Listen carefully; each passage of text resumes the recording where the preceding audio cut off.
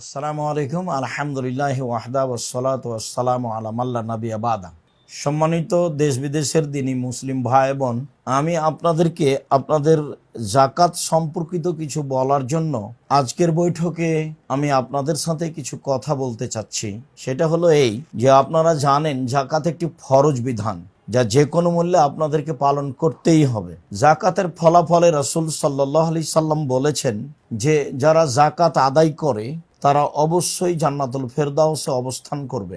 জাকাতের ফলাফলে রাসূল সাল্লাল্লাহু আলাইহি সাল্লাম বলেছেন যে মানুষ যদি 5 ওয়াক্ত সালাত আদায় করে, আল্লাহর সাথে শিরক না করে, সিয়াম পালন করে, জাকাত প্রদান করে, তাহলে সেই লোক সরাসরি জান্নাতে যাবে মর্মে তিনি একটি লোকের কথা উল্লেখ করেছেন।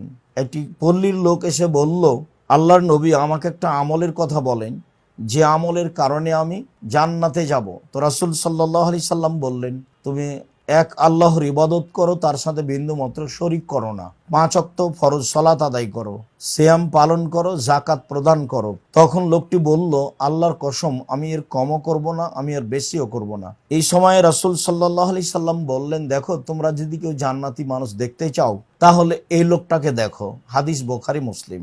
অত্র হাদিস এবং কোরআন প্রমাণ করে যে জাকাতের ফলাফলে মানুষ জান্নাত পাবে, এমনকি জান্নাতুল ফেরদাউস পাবে। জাকাত তো মানুষকে আদায় করতেই হবে, কেননা জাকাত ফরজ বিধান, যে কোনো মূল্যে মানুষকে জাকাত আদায় করতে হবে। তবে ফলাফলে রাসূল সাল্লাল্লাহু আলাইহি সাল্লাম এভাবে বলেছেন।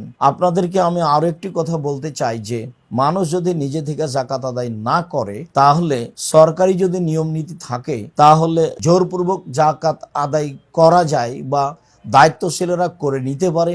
এ কথা আমি বিভিন্ন সময়ে বক্তব্যে আপনাদের সামনে পেশ করেছি। হাদিস বুখারী মুসলিম।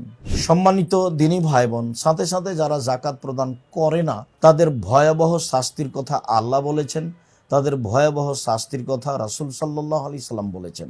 আরো উল্লেখ্য যে জাকাত দিয়ে মানুষের অর্থ সম্পদ পবিত্র হয়, জাকাত দিয়ে লোক ব্যক্তিও পবিত্র হয়, যার কারণে রাসূল সাল্লাল্লাহু আলাইহি ওয়াসাল্লাম জাকাতের বিষয়টি অতীব গুরুত্ব দিয়েছেন।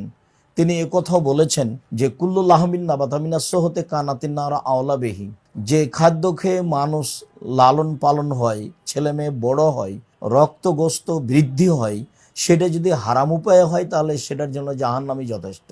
সম্মানিত দ্বীনী ভাই বোন, আপনি যদি আপনার অর্থ সম্পদে জাকাত বের না করেন তাহলে এই সম্পদ হয় অপবিত্র, আর এই সম্পদ ভক্ষণ করে মানুষ কোনো ইবাদত করবে, সে ইবাদত কবুল হবে না, কেননা এই শরীরের জন্য জাহান্নামই যথেষ্ট। সাথে সাথে জাকাত হচ্ছে অন্য মানুষের হক।